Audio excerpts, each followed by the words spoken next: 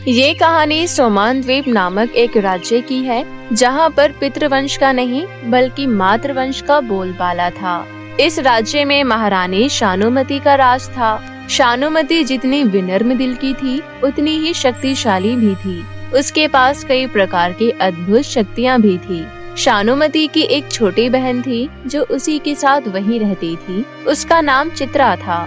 शानुमती राज्य से जुड़ी सारी छोटी बड़ी चीजें अपनी बहन चित्रा और उसके पति को बताया करती थी, क्योंकि वो चाहती थी कि जब उसकी उम्र हो जाए तो राज्य को उसकी छोटी बहन चित्रा संभाले। एक बार की बात है, चित्रा गर्भवती हुई। महल में खुशी का माहौल था। सभी आने वाले बच्चे या बच्ची का इंतजार कर रहे थे। तभी एक दिन एक दासी महारानी शानुमती के पास आकर बोली, महारानी की जय हो। महारानी, आपकी छोटी बहन चित्रा ने तो जुड़वा बेटियों को जन्म दिया है। क्या तुम सही कह रही हो? हाँ महारानी, आप चलकर देखिए। उसके बाद महारानी चित्रा के पास जाती है और दोनों बच्चियों को देखकर बहुत खुश होती है। ये दोनों बच्चियां दिखने में कितनी खूबसूरत है। चित्रा, तुम इनका नाम क्या रखोगी? इन दोनों बच्चियों का नाम आप ही रखिए दीदी, क्योंकि आप इनकी मासी हैं और साथ में यहाँ की महारानी भी। चित्रा की ये बात सुनकर रानी बहुत खुश होती है और दोनों बच्चियों का नाम मेनका और शेफाली रखती है।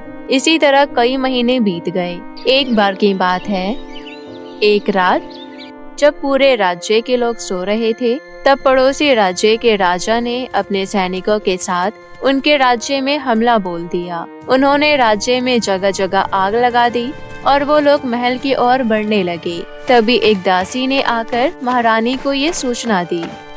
महारानी, पड़ोसी राज्य के राजा ने रात के अंधेरे में हमारे ऊपर पीठ पीछे वार किया है। हम इतनी जल्दीबाजी में क्या करेंगे? क्या कहा तुमने? फौरन ये खबर मेरी बहन चित्रा और उसके पति तक पहुंचाई जाए और सिपाहियों को चौकन्ना रहने के लिए बोल दो। ऐसा कहते हुए महारानी अपनी तलवार उठाती है और बिना डरे हुए दुश्मनों का सामना करने के लिए चली जाती है। चंद समय में ही शानुमती और उसके सैनिक पड़ोसी राज्य के सैनिकों पर भारी पड़ने लगते हैं। ये सब देख पड़ोसी राज्य का राजा वापस अपने राज्य की ओर भाग जाता है।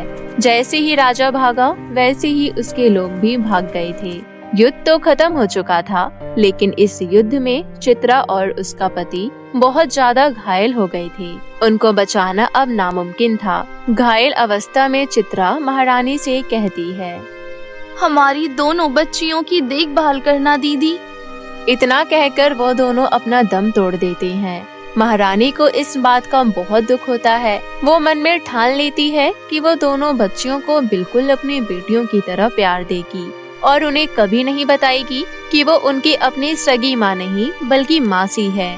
इसी तरह दिन महीनों में बदलते गए और महीना सालों में। दोनों जुड़वा बहनें शेफाली और मेनका अब 10 साल की हो चुकी थी। उन दोनों का जीवन बहुत ही खुशियों से भरा था, क्योंकि शानुमती उन दोनों से बहुत प्यार करती थी और उसने उन दोनों को कभी किसी चीज की कोई कमी नहीं होने दी। वो उन दोनों का बहुत ध्यान रखती थी, लेकिन वो इस बात से अनजान थी कि उसके अलावा और कोई भी है जो उन दोनों बच्चियों पर अपनी नजर जमाए हुए है। वो पड़ोसी राज्य के राजा द्वारा भेजी गई जादूगरनी थी, जो अपना भेष बदलकर हमेशा किसी न किसी बहाने से दोनों बच्चियों पर नजर रखती थी। इसी तरह कुछ साल और बीत गए। अब दोनों बच्चियां बड़ी हो गई थी और काफी सुंदर भी। तुम्हें क्या लगता है शेफाली, तुम मुझे तलवारबाजी में हरा सकती हो? इसमें लगने जैसा क्या है बहन, मैं तो तुम्हें सच में हरा सकती हूँ। अगर ऐसा है तो आ जाओ, देखते हैं कौन किसको हरा सकता है। इतना कहकर वो दोनों तलवारबाजी करने लगती है। वो दोनों ही बहुत ही शक्तिशाली और तलवार विद्या से निपुण थी। उन दोनों का ही कोई मुकाबला नहीं था। उन दोनों को इस तरह तलवारबाजी करता देख महारानी शानुमती वहाँ आती है और कहती है, अरे रे रे, बस भी करो तुम दोनों। जब देखो तलवार लेकर शुरू हो जाती हो। तुम दोनों ही बहुत ज्यादा शक्तिशाली हो। तुम दोनों का मुकाबला कोई कर ही नहीं सकता, समझी तुम? माँ, हम जानते हैं कि हम दोनों एक बराबर ही तलवार विद्या जानते हैं, लेकिन फिर भी एक दूसरे को छेड़ने में हमें बहुत मजा आता है। क्यों? सही कहा ना शेफाली मैंने? बिल्कुल सही कहा बहन तुमने। अच्छा माँ, मैं और मेनका जरा राज्य के दौरे पर जा रहे हैं। हम वापस आए तब तक बावर्ची से कहकर हमारा मन पसंदीदा खाना बनवा दीजिएगा। ठीक है मेरी बच्चियों। इसके बाद दोनों राजकुमारियाँ राज्य के दौरे के लिए निकल जाते हैं। अचानक चलते चलते मेनका के पैरों से कोई चीज टकराती है। जब वो नीचे देखती है तो एक बहुत खूबसूरत मांग टीका था। वो राजकुमारी मेनका को बहुत पसंद आता है। वो उसे झट से उठा लेती है। ये देखो शेफाली, कितना खूबसूरत है ये। लेकिन ये है क्या? दिखने में तो ये मांग टीका जैसा लग रहा है। ये तो वही है। तुम इसे रख दो मेनका, हमें ऐसी कोई भी चीज नहीं उठानी चाहिए। क्या पता इसे किसी ने हमारा नुकसान पहुंचाने के लिए रखा हो। इस तरह मूर्खों वाली बातें मत करो। ये मेरे पैर से टकराया है और मुझे बहुत खूबसूरत लग रहा है, इसलिए मैं इसे अपने पास रखूंगी। ऐसा कहकर मेनका वो मांग टीका पहन लेती है। मेनका को इस बात का अंदाजा भी नहीं था कि वो मांग टीका किसी और ने नहीं बल्कि उसी जादूगरनी ने रखा था, और वो एक सम्मोहनशील मांग टीका था। वो जादूगरनी ये सब अपने जादुई गोले में देख रही थी। वो बहुत खुश होती है। मैं जैसा चाहती थी वैसा ही हुआ। महाराज ये खुशखबरी सुनकर तो बहुत ही खुश होंगे। मुझे ये खबर उन्हें तुरंत देनी चाहिए। ऐसा कहकर जादूगरनी पड़ोसी राज्य के राजा के पास जाती है और उन्हें सारी बात बताती है। शाबाश, तुमने मेरा कार्य बहुत अच्छे से किया है। अब मैं रानी शानुमती से अपना बदला ले सकूंगा। उस रात जब मेनका सोती है तो उसे एक बहुत ही अजीब सा सपना आता है। उसे सपने में जादूगरनी दिखाई देती है। वो उसे अपने पास बुला रही थी। तभी मेनका की आँख खुल जाती है और वो बहुत ज्यादा घबरा जाती है। ओह, ये कैसा भयानक सपना था। क्या हुआ बहन, तुम ठीक तो हो ना? हाँ मैं ठीक हूँ, मुझे कुछ नहीं हुआ, बस एक बुरा सपना आया था। उसके बाद दोनों बहनें सो जाती है। अगली सुबह शेफाली तैयार होकर अपनी माँ के पास जाती है और कहती है, माँ आज राज्य के दौरे पर हमारे साथ आप भी चलने वाली थी ना? चलिए मैं जाने के लिए तैयार हूँ। मेनका कहाँ है? वो कहीं नजर नहीं आ रही। तभी वहाँ पर मेनका आ जाती है और कहती है, माफ कीजिए, आज मैं आप दोनों के साथ नहीं जा सकती, मुझे कहीं और जाना है। लेकिन आज तो मैं भी तुम दोनों के साथ राज्य के दौरे पर चलने वाली थी, फिर तुम कहाँ जा रही हो? वो मैं आपको नहीं बता सकती हूँ। अगर ऐसा है तो ठीक है, हम सब तुम्हारे साथ चलते हैं। उसके बाद हम राज्य के दौरे पर चले जाएंगे। नहीं, मुझे वहाँ अकेले जाना है। जरूरी नहीं है कि मैं जहाँ जाती हूँ तुम वहाँ मेरे साथ जाओ। हर वक्त मेरी परछाई की तरह मेरा साथ रहना बंद कर दो। मेनका, अपनी बहन से तुम किस प्रकार बातें कर रही हो? अपनी जुबान संभाल कर बात करो। मेनका ने किसी की बात का कोई जवाब नहीं दिया और अकेली ही कहीं चली गई। मांग टीका ने अपना कार्य करना शुरू कर दिया था। मेनका वहाँ से सीधा जादूगरनी के पास चली गई। उसे देख जादूगरनी ने कहा, तुम आ गई, मैं तुम्हारा इंतजार कर रही थी। तुम तो सच में हो। मुझे लगा कि मैंने यूं ही कोई डरावना सपना देखा है, लेकिन तुम तो सच में डरावनी दिखती हो। मैं एक जादूगरनी हूँ मेनका, और मैं तुम्हारी माँ की दोस्त हूँ, वो भी बहुत अच्छी। लेकिन माँ ने तो कभी तुम्हारा जिक्र नहीं किया और ना ही मैंने आज तक तुम्हें कभी देखा था। लगता है तुम गलत समझ गई।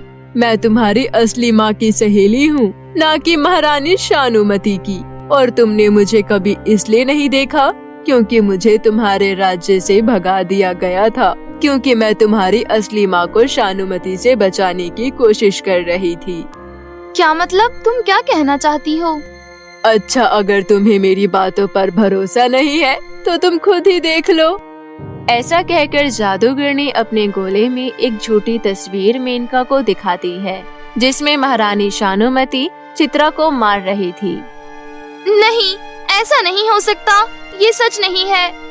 अगर तुम मुझ पर विश्वास नहीं करती हो तो ठीक है, मत करो। लेकिन तुम जाकर अपनी माँ से पूछो कि क्या वो तुम्हें या तुम्हारी बहन शेफाली को सोमान द्वीप की महारानी बनने देगी। तुम्हें तुम्हारा जवाब खुद ही मिल जाएगा। मेनका उस जादूगरनी की बात सुनकर वहाँ से चली जाती है और सीधा अपनी माँ और बहन के पास जाती है और महारानी सानुमती से कहती है, माँ, मैं और मेरी बहन अब छोटे नहीं रहे, है ना? मेनका की बातों को ध्यान से सुने बगैर शेफाली कहती है, तुम पूरे दिन कहाँ थी मेनका? मैं इस बारे में तुम्हें कुछ भी बताना जरूरी नहीं समझती। मुझे माँ से बात करनी है। माँ, आप बताइए, जब आप यहाँ की महारानी बनी थी तब आप कितने साल की थी?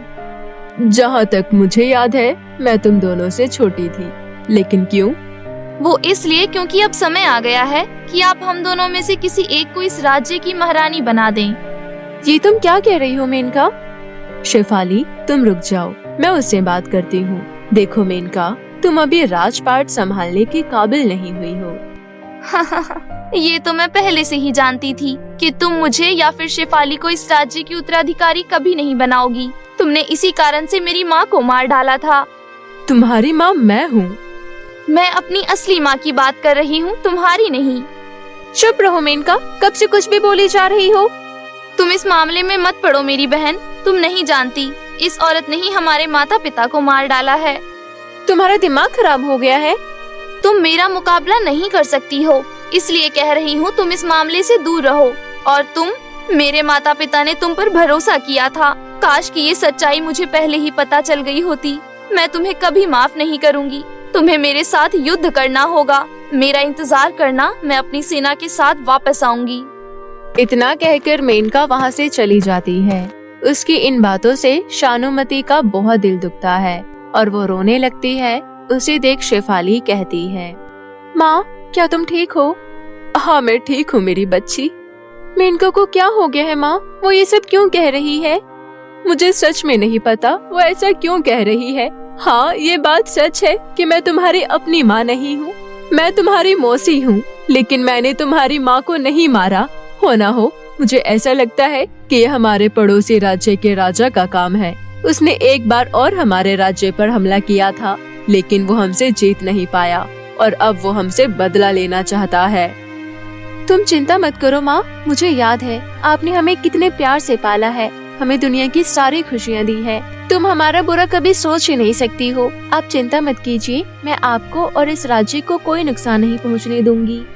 नहीं बेटा, तुम ऐसे कुछ नहीं करोगी, वो भी मेरी बेटी ही है। उसने अपनी माँ की बातों का कोई जवाब नहीं दिया।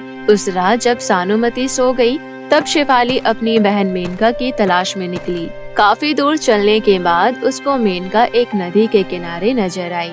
मेनका को देखकर शेफाली उसके पास गई और बोली, कैसी हो मेरी प्यारी बहन? अगर तुम मुझे वापस लेने आई हो तो चली जाओ यहाँ से। नहीं, मैं बस तुम्हें इतना बताने आई हूँ कि तुम गलत हो। मैं नहीं जानती कि तुम्हें अचानक से क्या हो गया है, लेकिन माँ के बारे में तुमने जो भी कहा है वो बिल्कुल गलत है। उस औरत को तुम्हें माँ बुलाना है तो बुलाओ, पर वो मेरी माँ नहीं है। मेरी माँ को तो उसने मार डाला। अगर ऐसा है तो तुम उन्हें अगर कोई भी नुकसान पहुँचाने के बारे में सोचोगी तो उससे पहले तुम्हें मेरा सामना करना होगा। मैं तुम्हें कितनी बार याद दिलाऊं कि तुम्हारा और मेरा कोई मुकाबला नहीं है। पूरे सोमान द्वीप में कोई भी नहीं है जो मेरा मुकाबला कर सके। ठीक है, वो तो हम देख लेंगे। इतना कहकर शेफाली वहाँ से चली जाती है। उसके बाद वो दिन आता है जब शानुमती के पड़ोसी राज्य के राजा की पूरी सेना मेनका के साथ उनसे युद्ध करने आती है। शानुमती इस बात से बहुत दुखी थी कि दुश्मनों के साथ उसकी बेटी भी है, इसलिए वो हमला करने से भी बहुत डर रही थी। तभी उसके पास शेफाली आती है और कहती है, मुझे अनुमति दो माँ कि मैं अपने सिपाहियों का नेतृत्व कर सकूं। दोनों जुड़वा बहनें जो एक साथ पली बढ़ी थी, एक दूसरे के सामने आ खड़ी हुई। वो दोनों युद्ध करने के लिए तैयार थी। तभी अचानक से शेफाली की नजर मेनका की मांग टीके पर गई। उसने मन में सोचा, ये तो वही मांग टीका है जिसे पहनने के लिए मैंने मेनका को मना किया था। कहीं ये सब इसकी वजह से तो नहीं हो रहा? इतने दिनों से मेरा ध्यान इस पर क्यों नहीं गया? शेफाली समझ चुकी थी कि माजरा क्या है। उसने अपनी बहन के सर से वो मांग टीका उतार कर फेंक दिया। उसके ऐसा करते ही मेनका पर जो सम्मोहन था वो टूट गया और वो सब कुछ देखकर हैरान हो गई। ये सब क्या हो रहा है मेरी बहन? और ये युद्ध का माहौल? मेरे पास अभी समय नहीं है बहन तुम्हें सब कुछ बताने का। तुम केवल इतना जान लो कि तुम अभी तक सम्मोहन में थी। हमें इन लोगों का सामना करना होगा।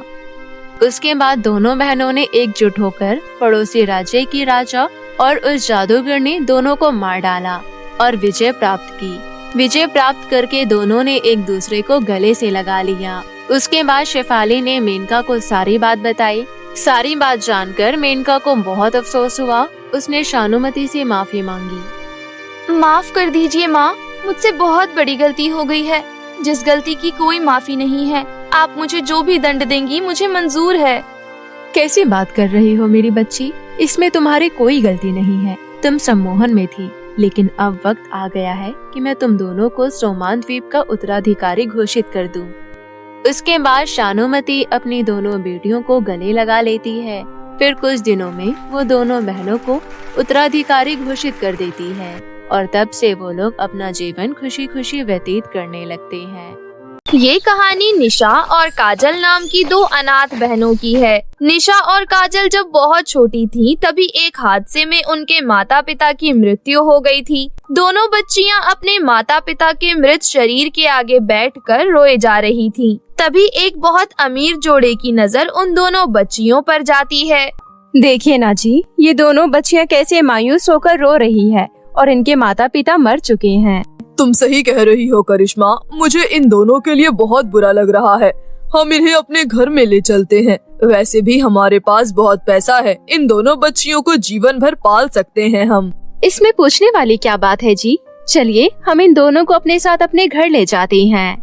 करिश्मा और उसका पति उन दोनों बच्चियों को अपने घर ले जाते हैं। क्योंकि उनको उन दोनों बच्चियों का नाम नहीं पता था, इसलिए उन्होंने एक का नाम निशा और एक का नाम काजल रख दिया।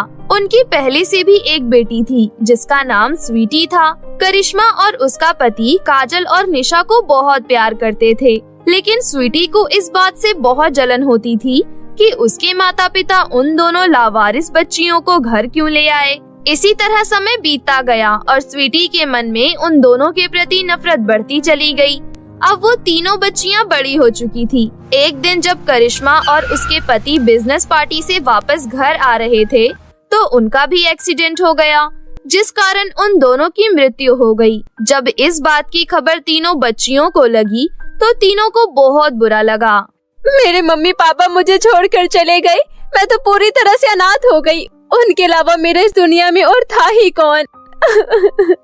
स्वीटी को इस तरह रोते हुए देखकर निशा और काजल उसके पास जाती हैं और निशा कहती है, चुप हो जाओ स्वीटी, हमें पता है तुम्हारे लिए बहुत मुश्किल की घड़ी है। जब माँ बाप का साया सर से हट जाता है तो कितना बुरा लगता है ये हमें अच्छे से पता है, और हमारे सर से तो एक बार फिर से माँ बाप का साया हट गया। निशा की बातें सुनकर स्वीटी को बहुत गुस्सा आता है और वो कहती है, तुम्हारी हिम्मत कैसे हुई मेरे कमरे में आने की? मेरे माता पिता मुझे छोड़कर चले गए तो तुम दोनों यहाँ मेरा मजाक बनाने आई हो? अभी के अभी मेरे घर से निकल जाओ। जब तक माता पिता जिंदा थे उन्होंने तुम्हें इस घर में रखा, लेकिन अब मैं तुम दोनों को यहाँ एक मिनट भी नहीं रुकने दूंगी। लेकिन स्वीटी, हमने किया क्या है? ऐसा मत करो स्वीटी, हमें घर से मत निकालो। हमारे पास कोई रहने की जगह नहीं है, हम सड़क पर आ जाएंगे। दया करो हम पर स्वीटी। भगवान के लिए तुम दोनों मुझ पर दया करो और निकल जाओ इस घर से, नहीं तो घर से निकालना मुझे अच्छे से आता है। स्वीटी दोनों बहनों को धक्के मारकर घर से बाहर निकाल देती है। निशा और काजल घर से निकलने के बाद सड़क पर भटकने लगती हैं। चलते चलते उन्हें रात हो जाती है। उन्हें कुछ भी समझ नहीं आ रहा था कि वो दोनों कहाँ जाएं और कहाँ रहें। तभी काजल को रास्ते में एक आम का पेड़ नजर आता है। उस पेड़ पर ढेर सारे पके हुए आम उगे हुए थे। निशा दीदी, वो देखो आम का पेड़, उसके ऊपर बहुत सारे पके हुए आम लगे हुए हैं। वैसे भी रात हो चुकी है और मुझे भूख भी बहुत लग रही है। आप मेरे लिए आम तोड़ दो ना, आम खाकर हम इसी पेड़ के नीचे सो जाएंगे और अगली सुबह फिर से रहने की कोई जगह ढूंढेंगे। ठीक है काजल, तुम रुको, मैं अभी आम तोड़ने की कोशिश करती हूँ। निशा इधर उधर से छोटे छोटे पत्थर उठा लेती है और उसे आम के पेड़ पर मारने लगती है। पत्थर मारकर निशा 2-4 आम तोड़ लेती है। वही आम खाकर दोनों बहनें उसी पेड़ के नीचे सो जाती हैं। तकरीबन आधी रात को काजल को किसी की आवाज सुनाई देती है। काजल बेटी, निशा बेटी, तुम दोनों चिंता मत करो, हम हमेशा तुम्हारे साथ रहेंगे, चाहे तुम्हारे जीवन में कितनी भी कठिनाइयाँ क्यों न आ जाए। तभी अचानक से काजल की आँख खुल जाती है। वो अपने चारों तरफ देखने लगती है, लेकिन चारों तरफ बिल्कुल अंधेरा छाया हुआ था और कोई भी नहीं था। हे भगवान, ये कोई सपना था या सच में यहाँ पर कोई है? शायद कोई बुरा सपना था। बुरा सपना समझकर काजल दोबारा से सो जाती है। अगली सुबह दोनों बहनें अपने लिए कोई किराए का घर ढूंढने लगती हैं, परंतु पैसे ना होने की वजह से कोई उन्हें अपना घर देने को तैयार नहीं था। सभी को एडवांस पैसे चाहिए थे। सुबह से दोपहर हो जाती है, लेकिन निशा और काजल को दूर दूर तक कोई उम्मीद की किरण दिखाई नहीं दे रही थी। वो दोनों बस चलते जा रही थी। तभी दोनों बहनों को जोरों की भूख लगने लगी। दीदी, मुझे तो फिर से भूख लगने लगी। हाँ काजल, भूख तो मुझे भी बहुत जोरों की लग रही है। तभी उन दोनों की नजर फिर से एक आम के पेड़ पर जाती है, जो थोड़ी देर पहले तक वहाँ पर था ही नहीं। काजल, वो देख आम का पेड़, लेकिन थोड़ी देर पहले तक तो यहाँ पर कोई पेड़ नहीं था। हम वहीं से तो आए हैं। हाँ दीदी, आप सही कह रही हो। और देखो तो जरा, इस पेड़ पर भी ढेर सारे पके हुए आम लगे हुए हैं। शायद हमारी आँखों को धोखा हुआ होगा। चल, फिलहाल के लिए ये रसीले आम खाकर अपनी भूख मिटा लेते हैं।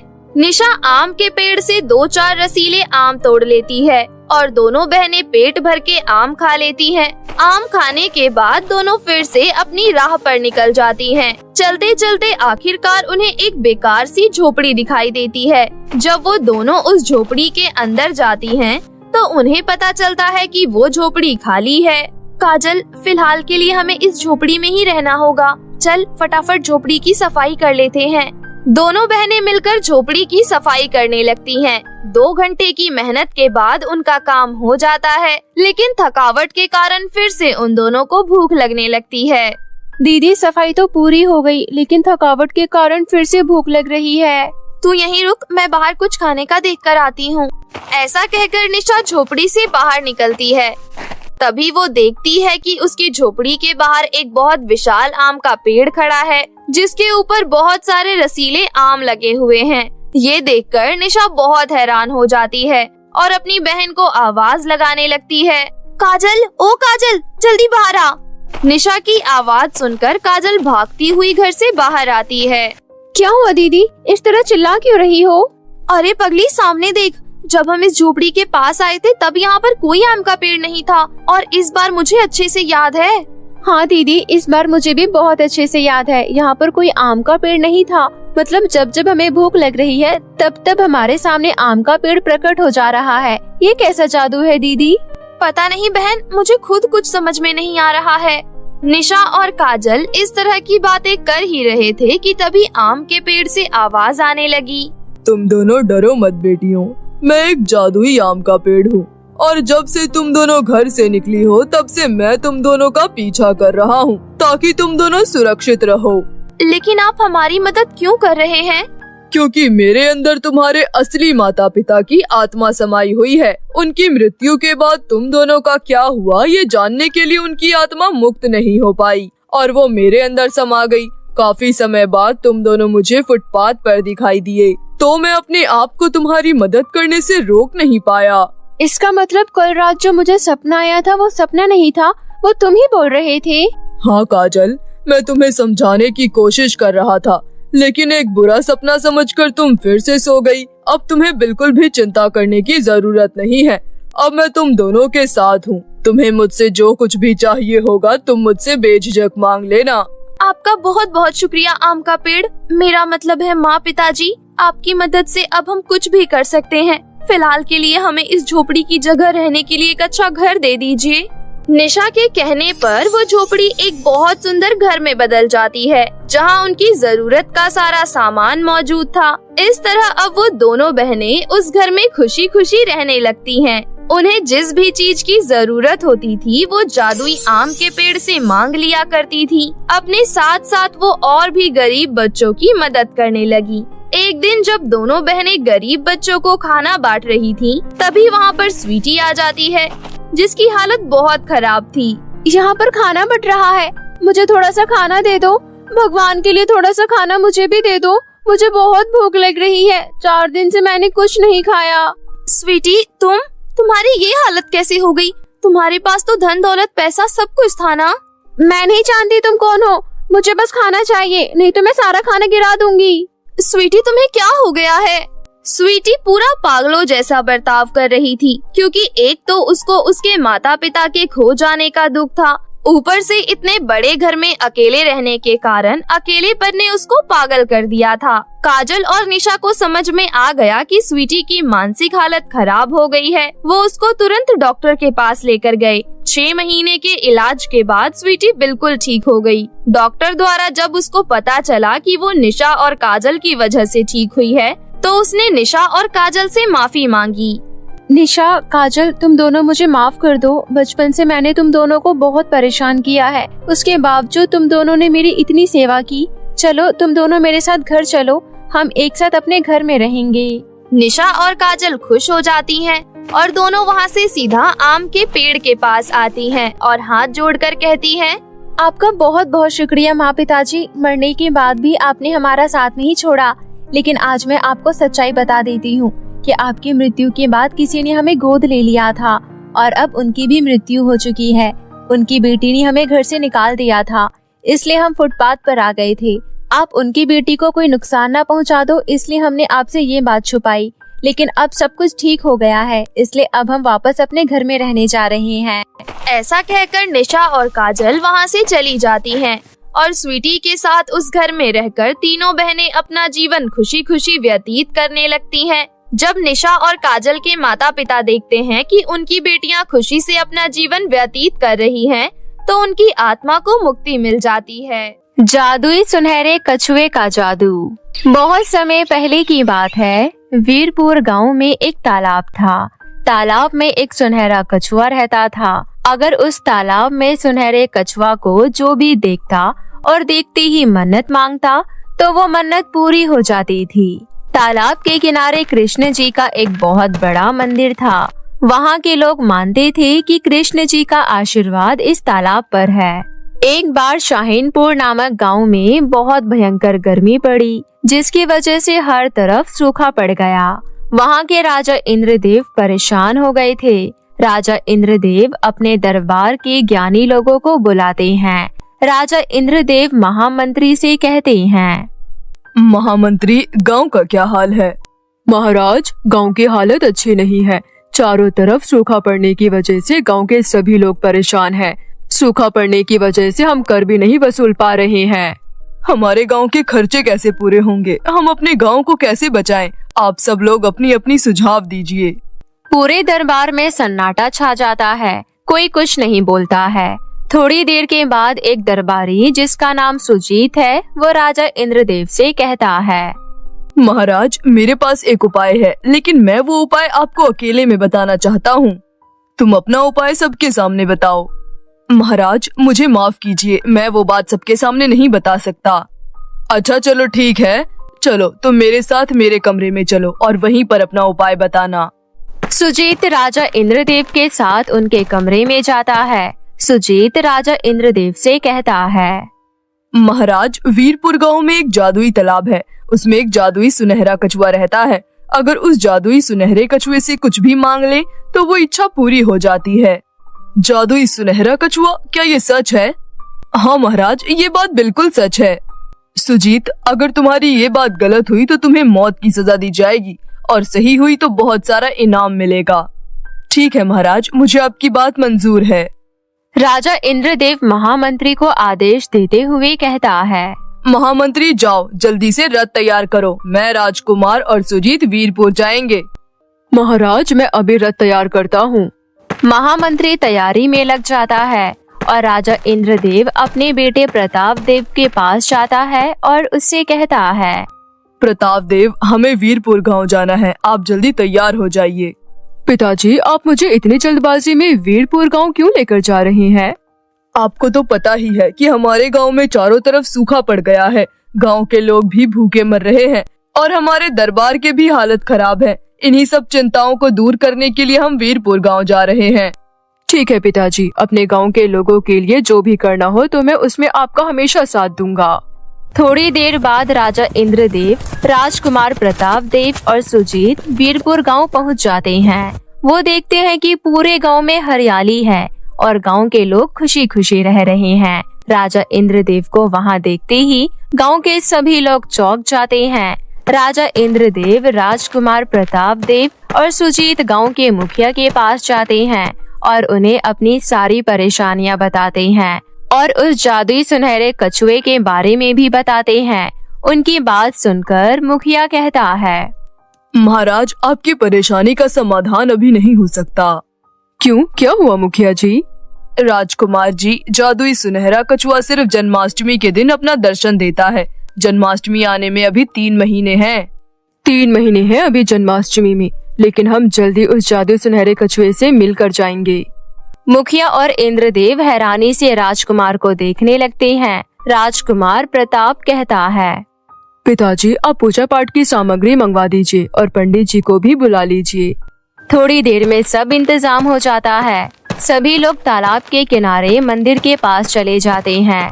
प्रताप देव अपने पिता इंद्रदेव से कहता है, पिताजी, हम यहाँ कृष्ण जी की पूजा करेंगे और तब तक करेंगे जब तक कृष्ण जी हमसे खुश ना हो जाए। महाराज इंद्रदेव सोचते हैं, हम तो यहाँ सुनहरे कछुए को देखने आए थे और राजकुमार प्रताप देव यहाँ पूजा पाठ करवा रहे हैं। राजकुमार प्रताप देव पंडित जी से कहता है, पंडित जी, पूजा की तैयारी शुरू कीजिए।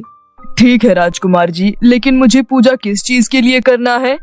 पंडित जी, हमें कृष्ण भगवान को खुश करना है। ठीक है राजकुमार जी। पूजा शुरू हो जाती है। पूजा में गांव के सभी लोग आ जाते हैं। यहाँ पूजा 6 दिन तक चलती रहती है। 7वें दिन पूजा फिर शुरू हो जाती है। सुबह सुबह काले बादल आसमान में दिखने लगते हैं। थोड़ी देर बाद तेज बारिश शुरू हो जाती है। बारिश शाहीनपुर गांव में भी होने लगती है। सभी लोग अपने अपने घर में चले जाते हैं। राजकुमार मंदिर के पास ही बैठा रहता है। तालाब का पानी मंदिर की सीढ़ियों तक आ जाता है। तभी प्रताप देव को लगता है कि उसे कोई प्रताप देव कहकर बुला रहा है। प्रताप देव कहता है, कौन है जो मुझे बुला रहा है? तभी प्रताप देव की नजर तालाब पर पड़ती है और वो जादुई सुनहरा कछुआ देखता है। वो कछुआ प्रताप देव से कहता है, प्रताप देव, मैं जादुई सुनहरा कछुआ हूँ।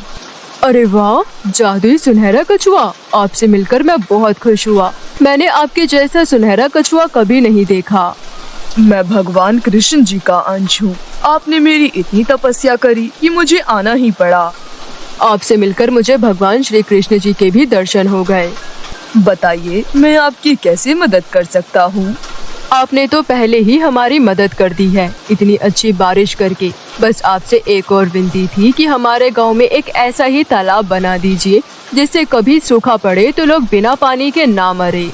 ठीक है, आपकी इच्छा पूरी होगी, क्योंकि आप लोगों ने इतने प्रेम भाव से पूजा की है कि भगवान कृष्ण भी बहुत खुश हैं। लेकिन आपने अपने लिए तो कुछ मांगा ही नहीं। सुनहरे कछुआ जी, आपने सही कहा, लेकिन मेरे लिए सब कुछ मेरी प्रजा है। अगर प्रजा खुश रहेगी तो मुझे किसी चीज की कोई कमी नहीं होगी। राजकुमार, मैं आपकी बातों से बहुत खुश हुआ। आपकी सोच बहुत अच्छी है। मैं आपको ये जादुई मोर पंख उपहार दे रहा हूँ। ये आपके बहुत काम आएगी। आपके गांव में जब भी कोई परेशानी आएगी, आप बस जादुई पंख से कहना, आपकी सारी परेशानी दूर हो जाएगी।